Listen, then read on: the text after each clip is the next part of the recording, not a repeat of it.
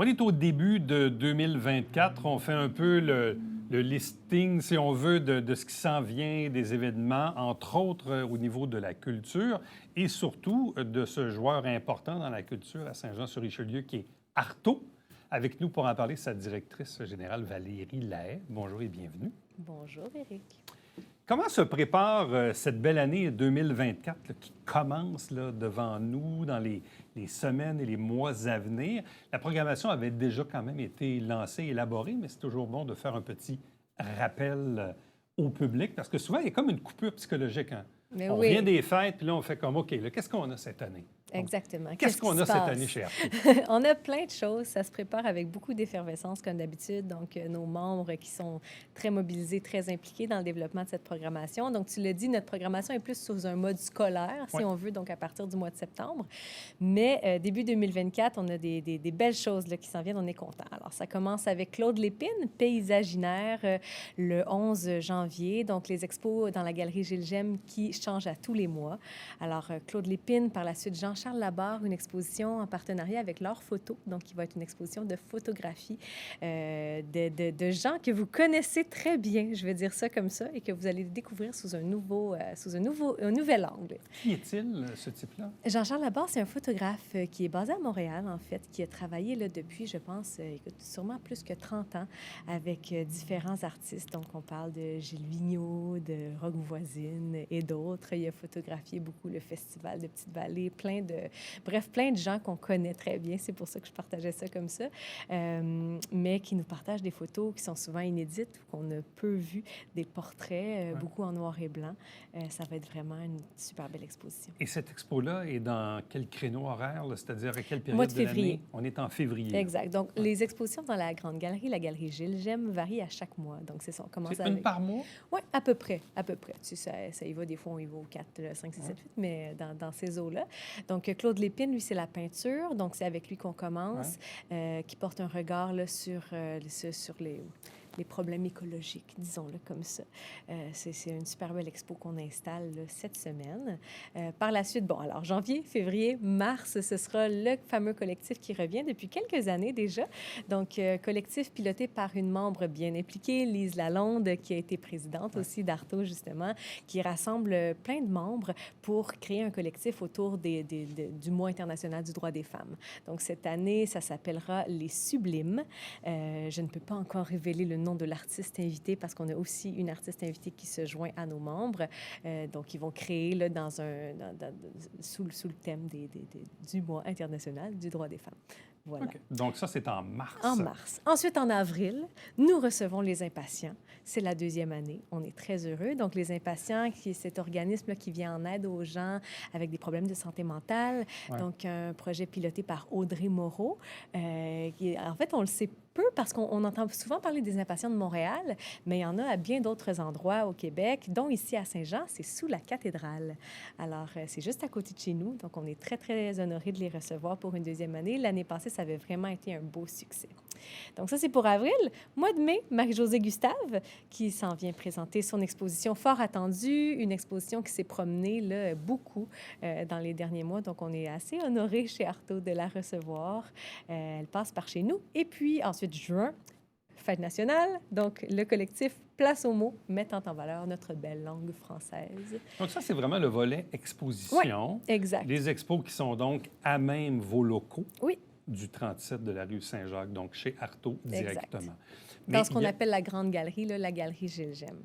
Bon.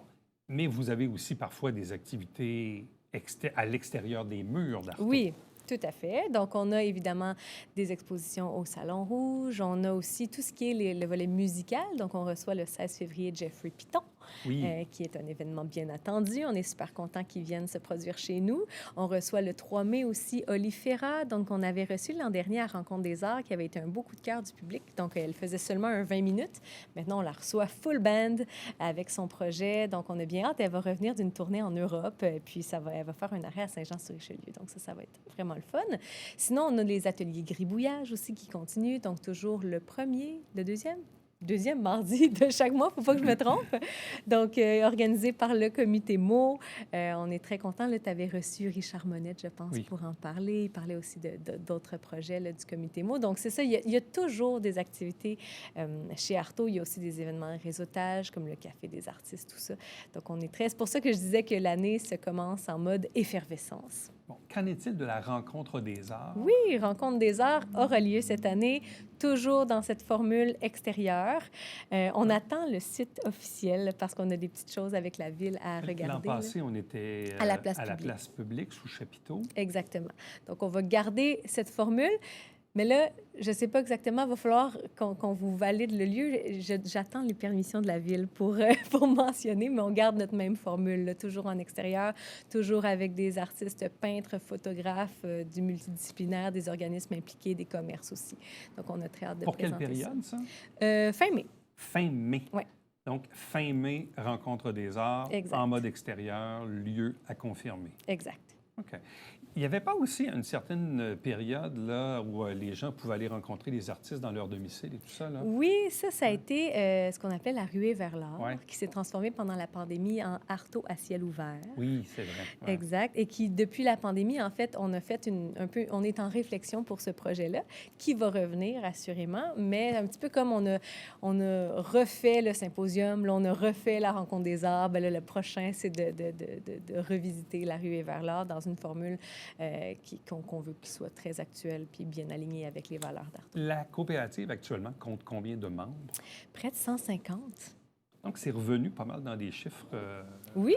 assez importants. Est-ce que vous avez eu, disons, de nouvelles adhésions?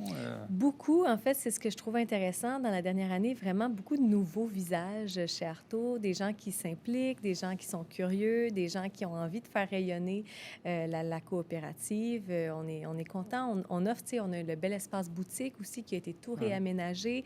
Il y a l'espace de la petite galerie. Tu sais, tantôt, j'ai énuméré toutes les expositions là, qui changent à chaque mois dans la grande galerie, mais la petite, ça varie à chaque semaine ou 2 semaines, puis c'est vraiment nos membres qui exposent. Donc ça, c'est le fun. On peut vraiment venir les rencontrer. Donc, c'est des avantagements, je pense, qui sont très appréciés puis qui nous permettent d'aller chercher de plus en plus de gens autour de nous. Bon, Artaud existe depuis, ma foi... 20 ans. Une vingtaine d'années Ouais. maintenant.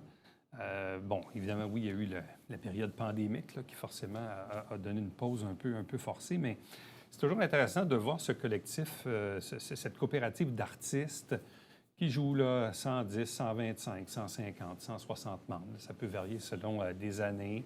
Avec plusieurs expositions, on a ramené le volet musical, des événements extérieurs comme la rencontre des arts. Bon, avec une direction générale qui s'en occupe, mais aussi donc avec ces artistes là, qui jouent un peu les bénévoles aussi là, pour s'occuper oui. de ces événements-là. Artaud existe grâce à l'implication de ses membres. Puis ça, je le dirai jamais assez, c'est vraiment une coop. Tu sais, quand on joint les rangs d'Artaud, puis des fois, ça peut arriver, hein, des gens, puis c'est pour ça aussi que les memberships varient, c'est qu'il y en a qui s'attendent à ce que, bon, je m'inscris là, j'expose, bonsoir, mais Artaud, c'est pas vraiment ça. Non, c'est ça. Parce qu'en réalité, à la permanence, on n'est que 2. Tu sais, il y a moi et il y a Sandrine Ziosi qui travaille maintenant pour nous aussi. Mais à 2, je veux dire, au nombre d'activités... C'est impossible. Tu sais, des fois, je rédige l'infolette, puis là, on met la programmation en passant. Les gens qui veulent nous suivre, n'hésitez pas à vous abonner. Puis là, je suis comme, aïe, on a quelque chose à tous les jours, tu sais. Puis le jour, il y a quelque chose, le soir, il y a d'autres choses, puis le dimanche matin, puis tu sais, c'est vraiment... Moi, je trouve ça très impressionnant. C'est fait par et pour les membres. Là. Oui, C'est tout à ça. fait. Oui, vraiment. Puis, tu sais, pour les membres, mais aussi pour les gens en général, on a plein d'activités qui sont vraiment ouvertes à tous. Cette année, on a beaucoup d'activités pour les jeunes aussi. On a même eu là, une activité pour les 3 à 6 ans en décembre. Donc, on essaie vraiment de faire rayonner notre culture, de donner aux gens l'opportunité de côtoyer l'art aussi, puis de briser les barrières. Tu sais, des fois, les gens ont une certaine peur d'entrer dans un musée ou, tu sais, il y a comme quelque chose, il y a comme un aura, je ne sais pas comment dire ça. Puis ils rentrent chez Artaud, puis tu sais, c'est familial presque, tu sais. Donc ça, c'est quelque chose que je trouve beau à voir aussi. Puis c'est ça, l'implication des membres, écoute, ça m'impressionne. Tu sais, des fois, je rentre, tu sais, au bureau, puis je suis comme... OK, tout a changé, j'ai rien fait. Tu sais, c'est des petites abeilles qui travaillent, des membres. Tu sais, je pense à des Roger Alexandre, des Hélène Béliveau qui sont impliqués depuis le tout début. Roger qui est là, qui manipule les échelles, qui dirige. Tu sais, c'est très... C'est ça la beauté. Hein. C'est très inspirant à voir aussi pour moi, tu sais, de dire, aïe, tu sais, on peut garder ce feu-là, cette fougue, cet amour pour l'art, puis vouloir le mettre au service des autres, tu sais, organiser des collectifs qui veulent vraiment être ouverts et mettre en valeur plein de types d'artistes. Donc, on est content. Le maillage générationnel aussi. On a vraiment des membres plus jeunes comme des membres plus âgés. Il y en a des fois, je fais vraiment saut quand ils me disent leur âge.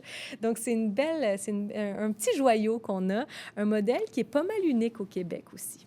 Oui, parce qu'il n'y a rien de vraiment semblable au Québec. Là. Non, tu sais, il y a des trucs qu'on peut, comparer. On reste une galerie, mais d'avoir autant d'activités, autant de membres impliqués, tu sais, que ce soit une coop, je pense pas que ça existe. C'est vraiment... puis je trouve que en tant qu'artiste aussi, c'est vraiment... Ça donne un pouvoir, tu sais, c'est super intéressant, je trouve, de pouvoir, tu sais, on peut être, je sais pas moi, être musicien puis dire, hey, je vais travailler sur une programmation, tu sais, puis je vais inviter un tel, puis je vais essayer de faire découvrir un tel. Tu sais, on a de la latitude aussi chez Artaud parce que les gens qui viennent, notre public, c'est des gens qui aiment découvrir.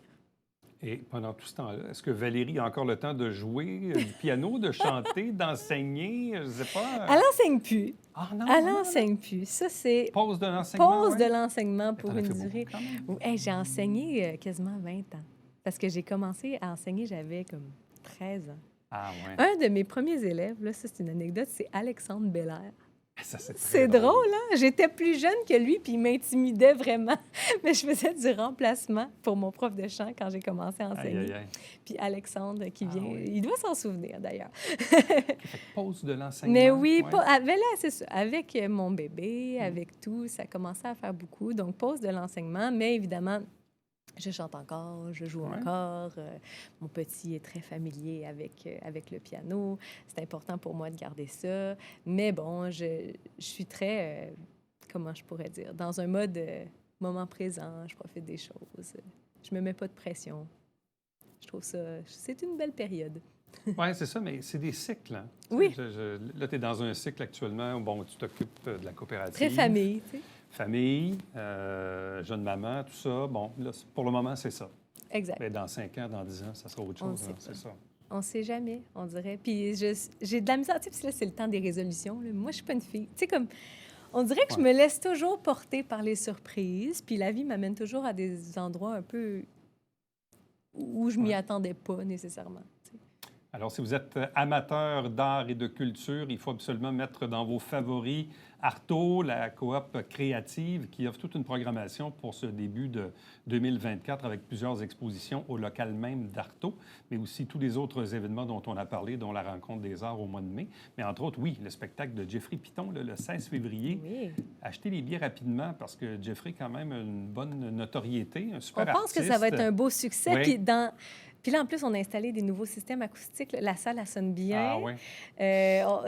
Artaud, c'est vraiment, si vous n'êtes jamais venu écouter un show, là ça vaut la peine. C'est très intimiste. Oui. Là. Ouais. On n'a pas beaucoup ça non plus. C'est vraiment le fun. Valérie Lahaye, merci beaucoup. Bien, merci à toi. Restez avec nous. On va revenir après ceci.